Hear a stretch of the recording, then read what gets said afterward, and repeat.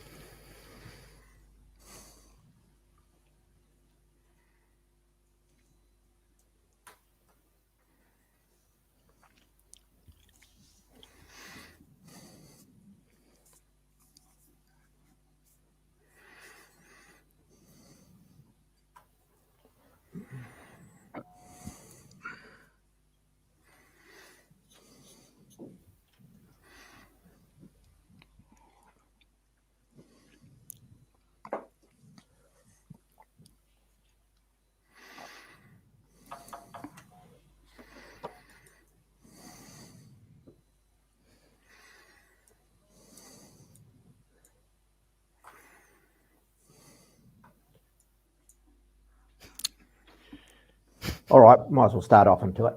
Good morning, everybody. I'm Bruce Robinson. I'm the chair of Survey and Spatial's Positioning and Measurement stream. I'd like to thank you all for attending this morning's webinar. We have about 75 registrations for today's events.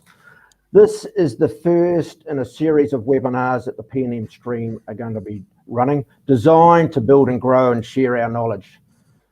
The topics for our upcoming webinars are really based around the feedback to the what the questionnaire or the survey we send out to our stream members. So I really request of you when you get these stream surveys to respond to us, because we're really after trying to deliver a practical application to some of the technology that's available out there. I'm really looking forward to today's webinar, and I'd like to introduce our two presenters, David Stewart and Dwayne Wilkins. Dave is a non-cadastral surveyor working for Chiel Consultants in Taupo. Dave has extensive New Zealand and overseas experience in construction, precise monitoring and measurement. He has served as an active committee member of the Positioning and Measurement stream since its inception back in 2015. Dave is a LIDAR enthusiast and passionate about leveraging technology to deliver better geospatial outcomes. Our other presenter, Dwayne, is a senior advisor for LINZ.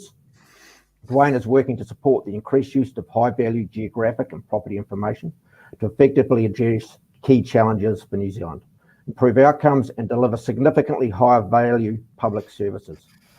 Specifically, this is the supporting agencies that can benefit most to build capability to effectively use data and other generalised geospatial capability. I'd like to thank you both for your time today, and I'd like to hand over to Dave to start the webinar.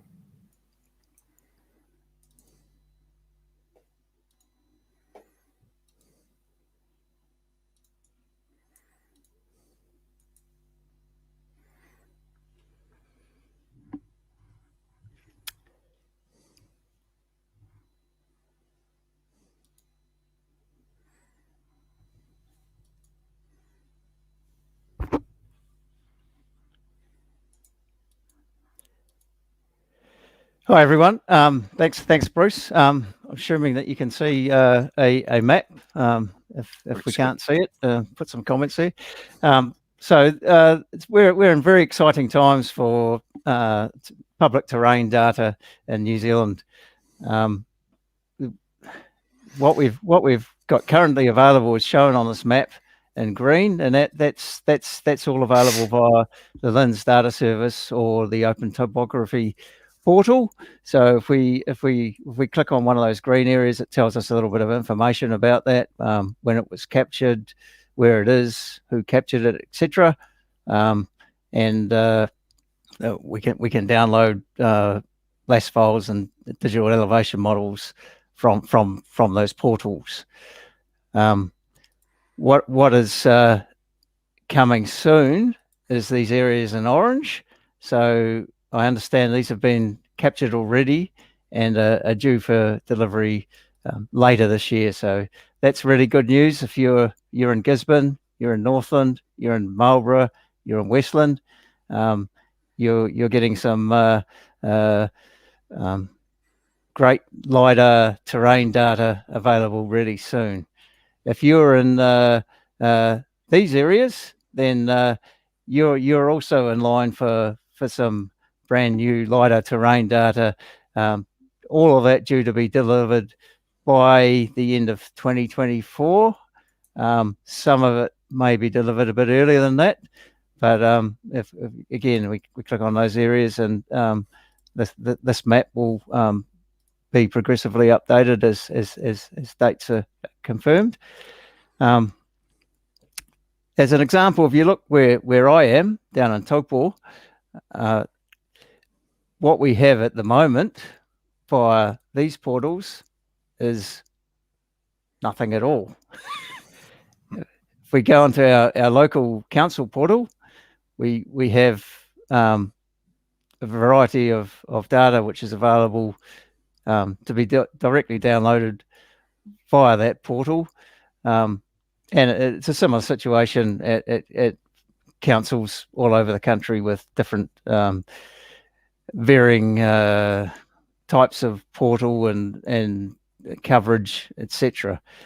And it can be a bit of a mishmash of datums, coverage dates, and origins even for what was used. And even finding that data can be a lot of jumping around the home pages of the master portal. So, for example, the Waikato one looks like that, and you dive in and have a look around, and that's what you find. So, if I want some data out here, at the moment, there's nothing available from the LINZ data service or from the council either. And the best I can hope for is a 8-meter digital elevation model, which is explicitly tagged as unsuitable for terrain analysis. So, most cases, I'll probably need to go out and do a survey. When this data becomes available for some of the rural applications that surveyors are involved with, this may be mostly sufficient. Maybe a little bit of ground truthing to calibrate on a local origin, or to pick up some extra detail. So that's really good, and it really is exciting to see this data coming. So that's enough for me for now, and I'm going to hand over to Dwayne, who's going to tell us a whole lot more about the LINZ PGF Lidar Programme, and showcase some things we can do with open topography. So, Dwayne. Cool, thanks, Dave. Thanks for having me here, guys. Let me just share my screen.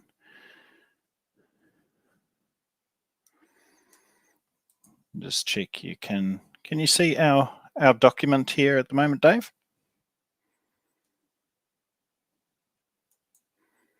Here we go. Just got to press the final button. Okay, there we go. Can you see what I see now? Just this Word document.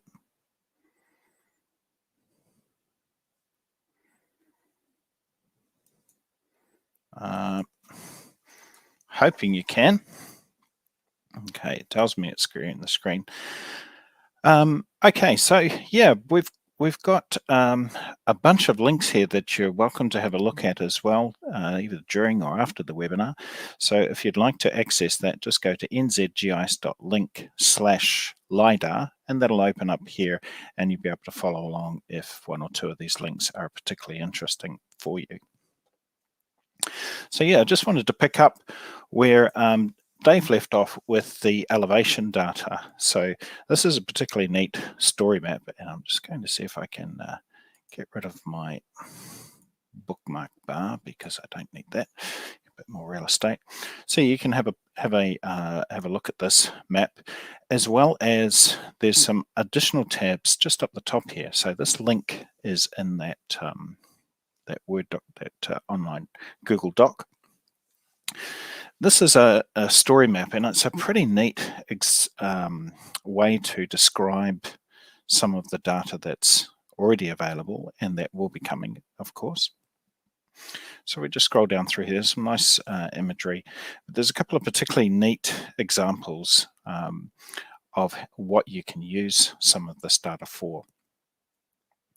So there's some these kind of swipe-based maps. So you can see that's before and after, or aerial imagery, and then a hillshade based on LiDAR. And there are a couple of other examples that you can just have a look through as well that are pretty neat, and these are live maps. Okay, it's taken a moment to load.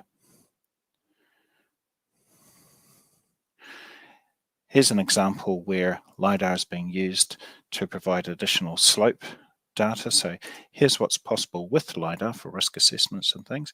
If we come back here, this is what you'll get out of that, that 8-meter elevation model that's based on the 20-meter contours. So it's pretty, as you can see, and you'll be well aware, there's pretty significant additional detail available there. You can also use it for things like identifying interesting features that you can't see otherwise in the landscape. So we've got an aerial photograph here. If we come and have a look at the hillshade and elevation based on LiDAR, you can see there are interesting features like a fault line running all the way through there that are virtually impossible to pick up from aerial imagery. So just want to encourage you to have a look at this story map, take some time, have a look through, have a read through some of this content, some pretty neat examples in here that the team has prepared. And just shout out to Emery and Rose and Yu Ching at Land Information New Zealand, Toi Te Whenua. They've done a great job of finding some really useful examples and putting them into this format, which is really nice and accessible. And of course, the PGF Lidar project is a partnership. LINZ is administering it on behalf, but it's working with and supporting all of our partners in this project. Okay, so next thing we're going to have a look at is we'll have a look at the OpenTopo. So that link is just here. If you would like to access that for yourself, hopefully you can see this. If you just go to nzgis.link/lidar, you'll be able to access all of these links at any time. So what I'm going to do is just give you a quick demo of OpenTopo. It's a pretty neat site. It's a bulk LiDAR storage site. If we just going to go back to the beginning. So opentopography.org. And this is generally a typical workflow that I use to go and find data. So the first thing is go onto the Find Data map. There's all kinds of updates and things on there as well. It starts and it opens looking like this. And we just pan and scroll down to where we want to go. So anything in red means that that area is available, or in the case of Gisborne, is soon to be available. There is a little feature just down here in Paidora that I'm going to use as an example. So I'm just going to use a very small area and show you how you can select, download, access the raw LiDAR, but also the derived products as well. So there's a small memorial area here. And what I'm going to do is the first thing it's in, you can see here there's two shades. That means that tells me I've got two options in this area, but just over here there's only the one. So I'm going to go select an area, select a region, just draw a small box to start with. And this tells me I've got two data sets that I can choose from. I'm going to go for, let's go for this one. Actually, this is new. That's okay. I'll just try select a region again. Pretty sure. Okay, it's just coming up. I want this one. Sometimes a bit of trial and error, of course, too. Now, this tells me some metadata about this one. Projections, ellipsoids, and most importantly, the survey date. So let me just find where button is I'm missing. Okay, here we go. So what I can do is I'll click on point cloud there, and this gives me, I can go and there's another point cloud bulk download, but the typical use case that I do is using this one, select an area of data to download. Okay, this gives me approximately 836,000 points. So if I had selected a much larger area, there are limits to which you can download. If you log in, it gives you additional area that you can download as well. Okay, so the first thing is to come through and start looking at these options. So choose return classification. I want the ground plus all the unclassified. And this is where I'm going to also choose what format I want my point cloud to be in. So in my software, which I won't be showing today, but the stuff that the Qgis software that I use, it's easier using LAS format because then I don't have to convert it.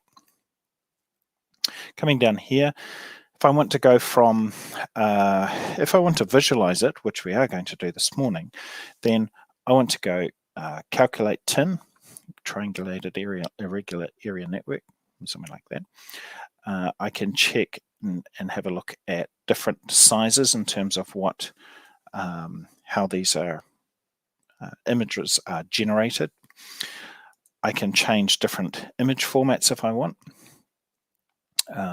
There's some options in here, but I'm just going to skip past that one for now. Derived products. If I want to also generate hillshade and slope grids, and I can also choose a format there, but I'm just going to turn that one off. Here's the key thing I wanted to show you today, because this is the one I find the most useful, and just like checking data, because some of this LiDAR data can be absolutely huge. Let's have a look in here. I'm going to show you this one, hopefully. Generate additional color relief and hillshades, generate Google Earth files. So Google Earth I actually find is quite handy for just having a quick look at the LiDAR data and seeing what's there. Now in here, I'm going to add a job description. So this one is going to be called Hairoa Park. And I'm just going to paste that there. I'm going to go send it, actually, send it to this email. It's done. And then go submit. Now this will take probably about a half a minute, at most a minute to do. So just while that is processing and doing its thing, let's come back and have a look, check in here. Okay, so you can download DMs, TINs, LAS files. You can also download, of course, there's digital elevation models and digital surface models. The difference being one includes trees, buildings, and other features. The other one is smoothed off at ground level. We'll have a look at some of these LAS point classifications, but I see that Dave has added in a link there with some interesting graphics there. So this just gives you an idea of the different types of feature classification that can be identified using those LiDAR data sets. Okay, let's just check in here. We're going to have a look at visualization in just a moment.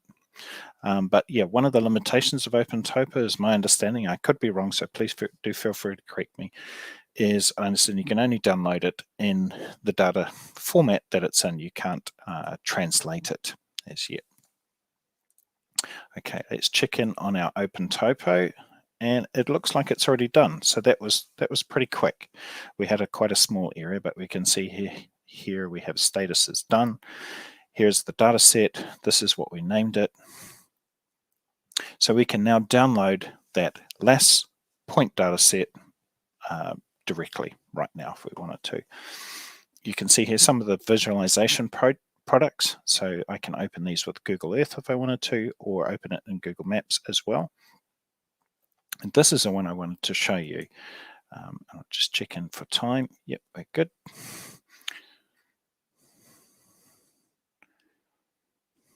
Okay, so this is a really neat way to very quickly see what the data is like before you download it and start using it. And so it's just colored it. This is the in-browser point visualization. Purple areas are the lowest areas, and of course the red areas are the highest. Over on the left-hand side here, you can start having a fiddle with different settings. So I just want to encourage you to have a play with this, because it is quite a neat way to be able to work out, and when you're just starting to work with LiDAR, some of the different options and different tools, and sort of get a feel for what you're able to do in your own software before downloading an enormous amount of data and sort of getting a bit frustrated with it. So there are things like you can just quite quickly change the color scheme. You can come down here and you can have a look at these different classifications. So these are sort of algorithm based.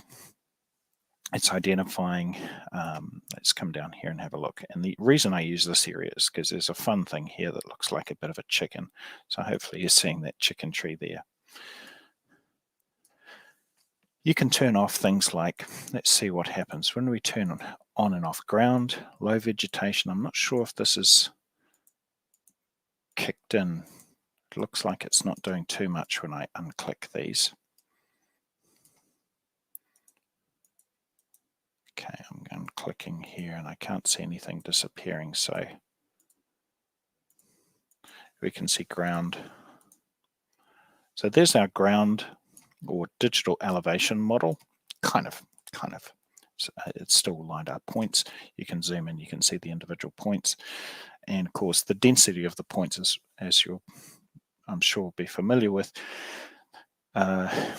larger the data, larger the number of points, the greater the draw on processing. Let's just turn on that unclassified there, and we can come back to our tree. So I'll add this into the document, so you'll be able to access this in just a couple of moments as well. Let me just check back in there. And there's just one fun thing I wanted just to share with you. I thought this would be a nice thing for a Friday morning. I thought this was quite funny, this little cartoon. So in terms of latitude, longitude, and I'll put that in the link. But yeah, if you want to add 17 decimal places,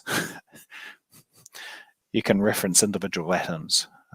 And there's a neat thing here. I'm sure some of you will have a giggle about datums. Okay, so I'm going to stop screen sharing now and go and add those links into the document. Here we go, and hand you back to Dave. Hopefully, I can't see a Dave there anywhere. Here we go. Cool. Hope that was all good, Dave. Back to you.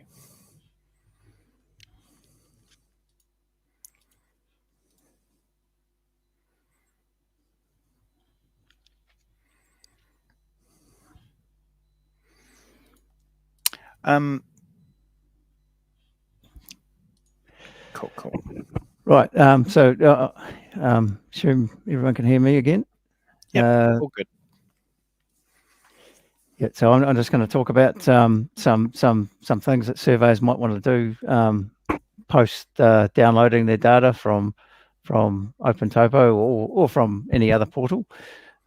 So things that surveyors often want to do is change data between coordinate systems, to calibrate heights to local survey, to extract an area of interest from a bunch of tiles, and then maybe do some downstream operations on it. So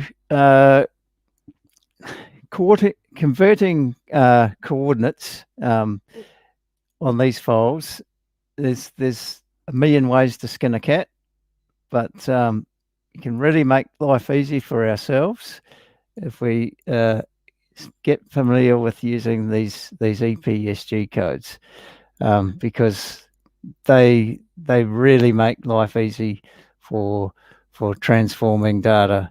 So I'm just going to show a quick example in a GIS software that that we use. It's not a free one, but it's not particularly expensive. It's called Global Mapper. And if I was to get a bunch of tiles, which I downloaded from OpenTopo, so or from somewhere else. I can't remember where I got them from. There we go. So straight away, bringing in some data, I tell it I got it at NZTM, and so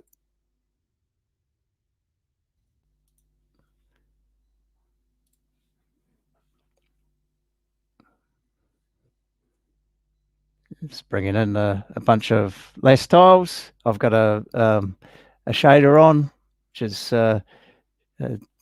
shading the point cloud based on elevation. If I wanted to change that to a different coordinate system, I could just use my tool to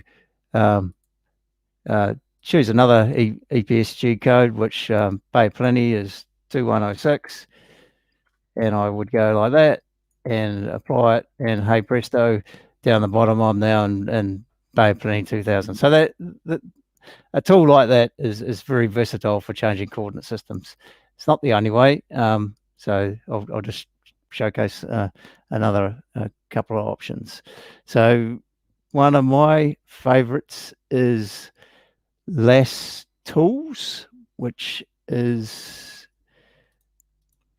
a scripting based approach. So I'll just pull up the website there. There's a whole lot of little sort of script type tools, and if you choose any one of them, it will give you some information about it. There are some licensing issues. Not all the tools are free and open source, but there's some very good ones there. And the one that I find myself using all the time is LAS to LAS, which allows you to convert between coordinate systems, to perform a Z shift on the data, to extract an area of interest from a bunch of tiles. So you might get have a job where you've got no idea where your site is, but you've got tiles and tiles and tiles of data. This is maybe more for when you've got some tiles from a third party, and you can just strip the data out via a limit box, which without actually needing to open the files, you can convert it between LAS and LAS, and that sort of thing. And it's just a simple command where if we look in the bin there, you implement the process by just double clicking on an executable, brings up a box like that. We'll choose some data. In this case,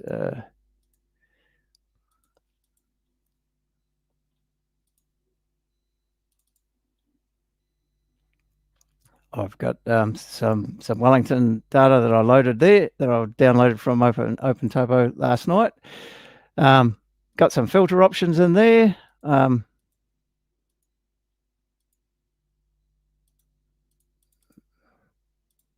can specify I want to get rid of all the eastings below that, and that'll basically populate the script with something there. I can specify a projection. Is it working? I'll go back over there and implement it from.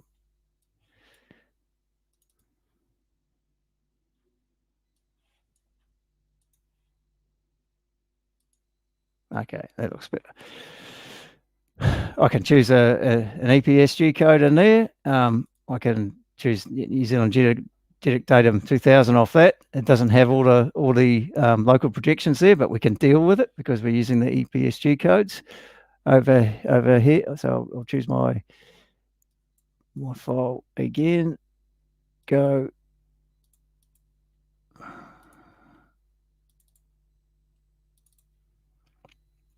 Okay, so I've got a tile. I've told it what projection I'm in. I've going to specify an output. In this case, I'm just going to go use current. Sorry, you didn't see that. It's on my other screen. Use current. I'm going to append it, call it, that was Wellington data set. And so I'm going to convert that to Wellington, and I'm going to specify a target projection there of, again, EPSG. And if I go back to my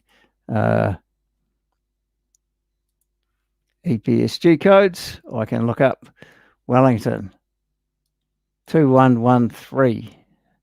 So back into my box there, remember that 21113, and we can put it in there. I can choose whether my output format is LAS or LAS. I'm going to choose LAS because it's smaller. I'll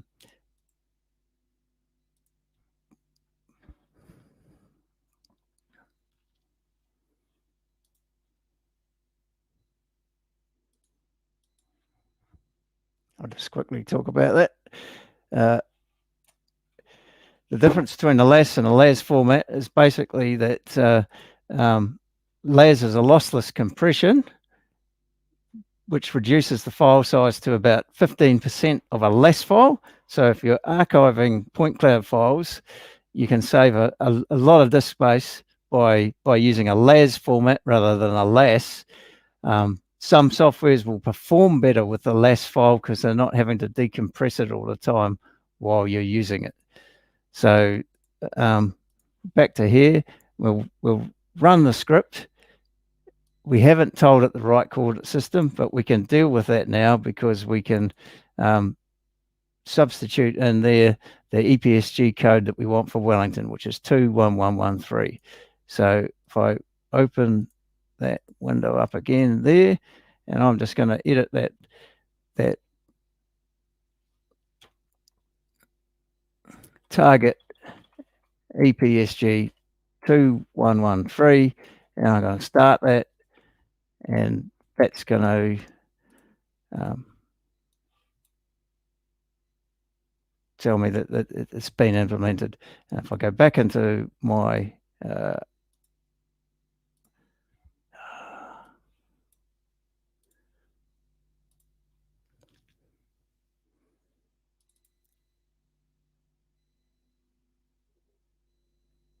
there we have the Wellington LAS file in there. So that's a really easy way to convert files between different coordinate systems. It might be a little bit scary if you've not used that kind of scripting sort of tool before, but it's a powerful tool for converting a bunch of tiles, and you're not having to open it, you're not having to load them into a graphical interface. So it can do that in the background, and it can do hundreds of tiles in a relatively short space of time. Okay, so no, wrong one. Oh, close that. Yeah. Right.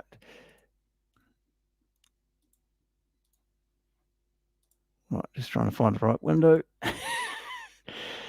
Another free tool, which is a very good one, is Qgis, and that's actually got a LAS Tools plugin which works in there in a more of a graphical interface. So, but it's got all the little subroutines. They all are structured slightly differently than what you get natively out of the LAS executables. So I tend to not use that, prefer to run the scripting instead. But for some people, they might find that easier way to go. And then Poetry is the engine which was driving what we were looking at with Dwayne before. So I'm just going to show again something that I downloaded last night for Poetry. So in this case, it's got no coloring. For but we're not going to worry about that because we can change the colouring to classification, and there we go. So you see here we've got something down in Wellington, and where are we? There, that one. And if you see now that if we turn off the buildings layer, then the buildings disappear and the trees disappear, and we're basically left with the roads and the bridges, and then the bridges are unclassified, and then we've possibly got a bit of vapor in the air which hasn't been cleaned out. So that's basically how a ground DTM would be generated, would be from that ground classification. When you download these from OpenTopo, they're only available via a web link for a limited amount of time, but you can generate an offline version of that, again using the LAS tools tool. So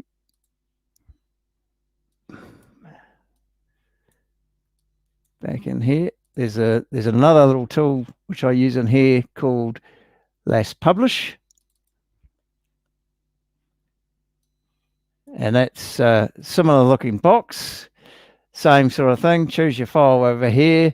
If it's already got a projection, you don't need it because it knows what it is, and probably more than I can cover today is exactly where you need to point these files, etc. Because and then you can just generate a poetry output. You can specify the how it's going to be colored, but it doesn't matter. You can change that in the interface as well, and then you just run your little box, and you've got a poetry interface. To get that information of how to set that up, just go to the poetry site, and it's got some getting started information and some sample data sets to have a play with. But yeah, all the information's there. It's fairly easy to get up to speed with it. And then we'll go back to this one, is showing a beehive one that I did last night again. So this one's offline. So the good thing about this is that you can zip that up and give it to somebody else, and they can unzip it. It's path specific, so you need to define what that's going to be. But it's a good way of sharing these and making them available for longer than they're available by OpenTopo. I didn't talk about the Z shift, so that's another option which we can do in the LAS to LAS tool. So in the executable there is another transformation option. We can translate Z, and we can go, say, plus 10 meters. Sorry. And that would just be added to the script when it's compiled and run. And that's exactly what I've done in another example last night. Is in this case we've if we look at a point on top of the beehive there, 66.27, and we look at another point on top of the beehive in the original data. Well, I've got the rendering on that a little bit too much, so we'll just change the size of that up a bit and click a point on that. And we got 66.1, so thereabouts. It's just I haven't clicked in the same spot. The LIDAR data, which is the current specification from LINZ, is the spec is that non-vegetated vertical accuracy will be less than 20 centimeters. So need to factor that into whether or not the LiDAR terrain data is suitable for the application that you want to use it for, and in some cases it might require some ground truthing or some ground calibration. So, for example, going out and surveying a hard surface like a car park or some road or concrete area of something that's got a reliable hard surface return on it, from which we can then Z shift the LiDAR to match our survey. Okay, so we've talked about that. Yeah, so I think this is really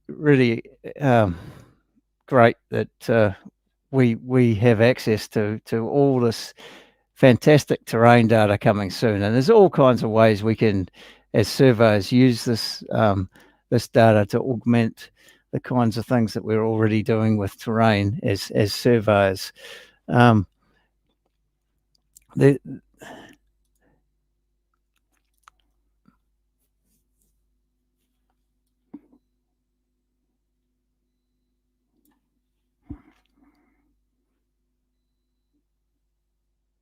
Yeah. Okay.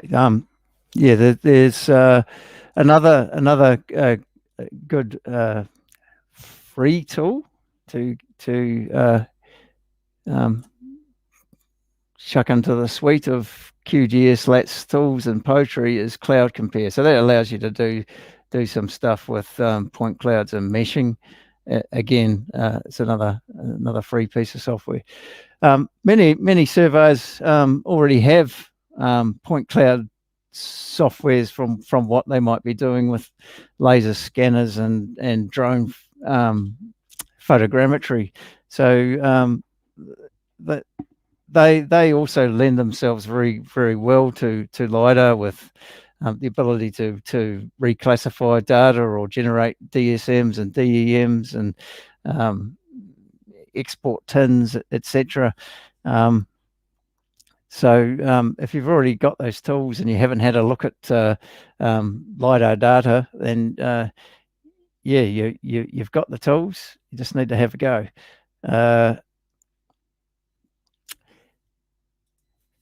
In terms of converting data formats, I find that Global Mapper, which we looked at there, is unbeatable.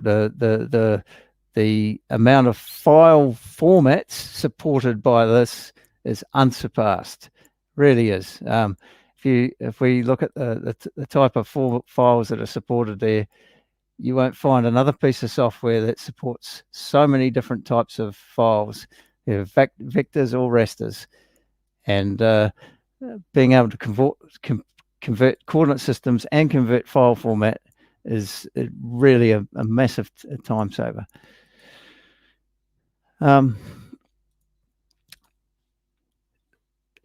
CAD softwares, on the other hand,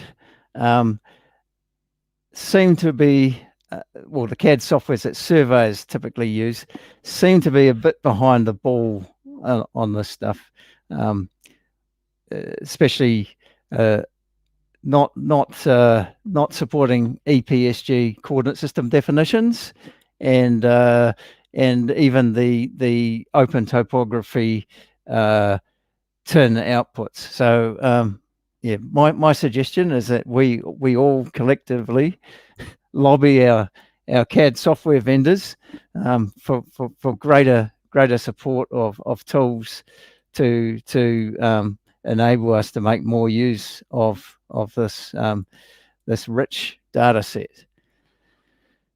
Okay, so that's pretty much it from me today, and we've got about 10 to 15 minutes to take some questions.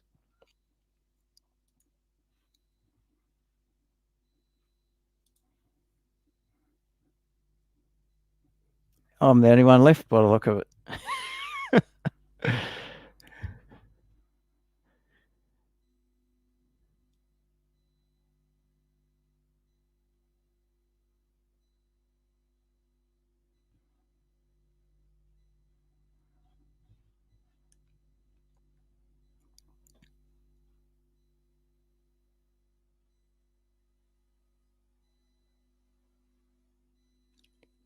To what extent can we be expected to rely on, I'll share my screen again because I've got the answer there.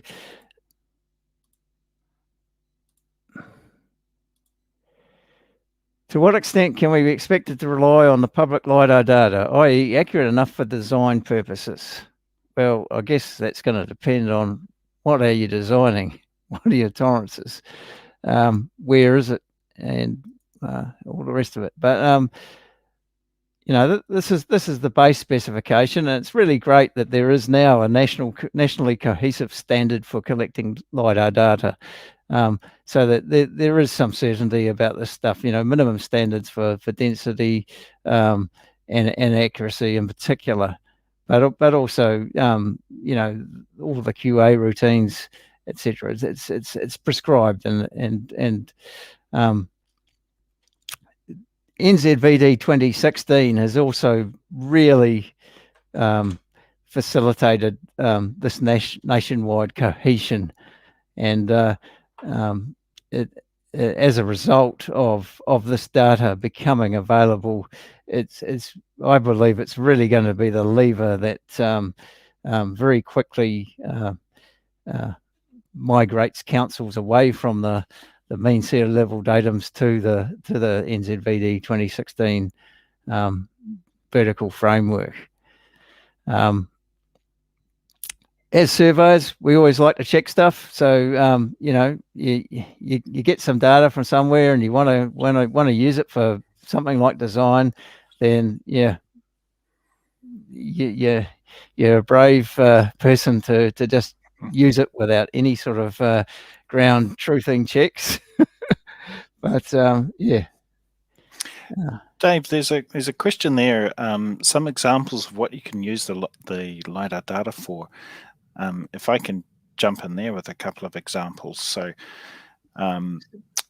my background, of course, is in GIS and geospatial, and we are all hanging out for national LiDAR coverage, which is still a good year or two away, for things like climate change, flood modelling, inland, but also, of course, coastal erosion, inundation modelling, and storm surge, because the current data just doesn't provide, if it's 25, 30 meter resolution. I should mention that 8 meter resolution elevation model from LINZ is, of course, based on the 20 meter contours. And although it's 8 meters, you will get a very similar result to the data you get from Manaaki Whenua or Landcare of their LRIS data portal. So we're really keen, and there's so many people are hanging out for national coverage for flood modelling, inundation. Another thing, of course, is you can use it at a landscape scale for identifying rivers, faults, calculating tree density. LiDAR has been used in forestry for many years now, calculating the amount of wood in a forest for harvesting purposes, planning, growth. There's a couple of really good examples in the Elevation Aotearoa story map that we shared, and it's available in that Google Doc of links. There's also a case study on the Waikato LiDAR project, and if there's time, Dave, if you're interested to share your screen, maybe you could share that one. The link is in that Google Doc. I'm not familiar with it, but it looks like a really interesting example of what they've been doing with LiDAR in the Waikato. Thanks, mate. There's a question there. Where can I get the docs sheet with all of the links from? So just go to browser. Don't search in Google, but just type in at the top of your browser address bar, type in nzgis.link/LIDAR.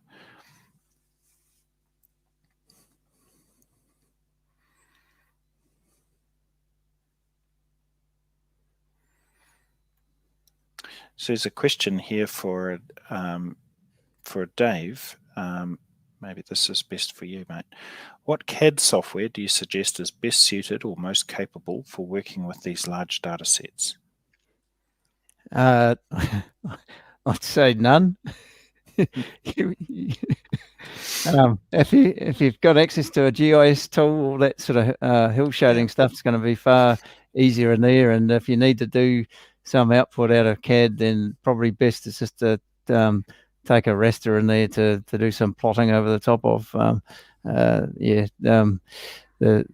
bigger the data set, the more you're going to struggle in CAD, and a limit box to just get the bare minimum that you need will make your life easier.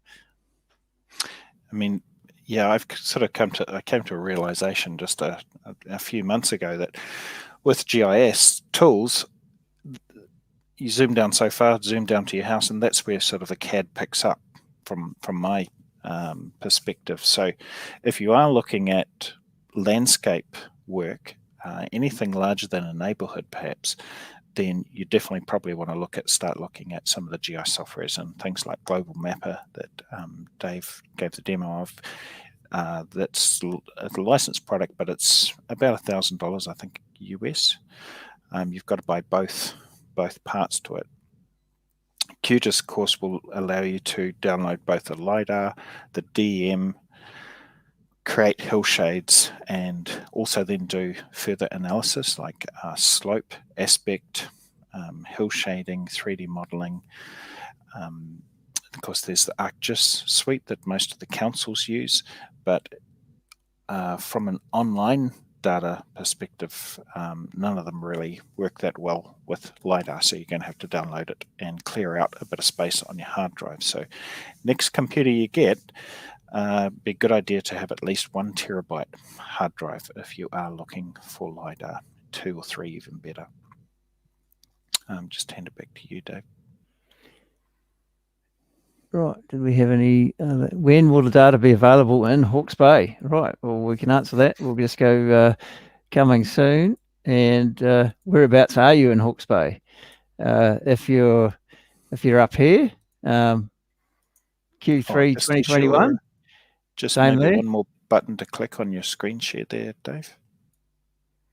Oh, sorry. I got caught out by that too. Okay, so Hawke's Bay, available now. Here it comes. Here we go. Coming soon. So if you're there, that's Q3 2021. If you're there, then that's to be confirmed by the end of 2024 at the latest. But Dwayne, would you be expecting major urban areas to be delivered earlier than that? I guess at the moment I don't know, but generally with LiDAR, the larger the area, the longer it takes to process. But there is a team that are flat stick at LINZ getting the QA done on the data. Yeah, it's very difficult to know exactly. Oh, bloody phone, go away, phone. But I know Gisborne is next up. I think they're having to do some additional processing with that one. But yeah, it takes much longer to process, as you can imagine, than imagery does, because of the size of the data, amongst other things, the level of accuracy needed. So there's multiple stages that Rose and Emery and others that created this web app, they go through to make sure that data is fit for purpose before it's released. So there was somewhere as a comment about how reliable the public data sources are, or this public, oh yeah. And I just back up what Dave said. It really depends on what you're going to be using that LiDAR for. So I feel very comfortable using it for landscape-based analysis, but if I was going to be doing something with a digger, then no, I would need to validate by multiple sources before I put the bucket through the water pipe again.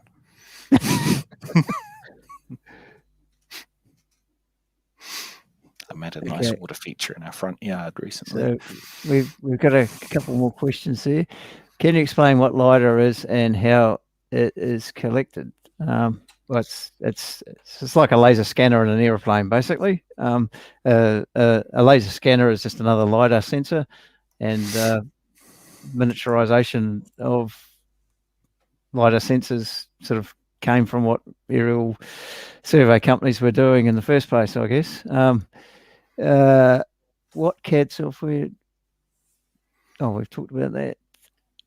Just that on that I couldn't see that question on what LIDAR is, but the neat thing for me with that POTRI viewer, when you're looking at each individual point, that's one return from a laser. So you'll see these on self-driving cars.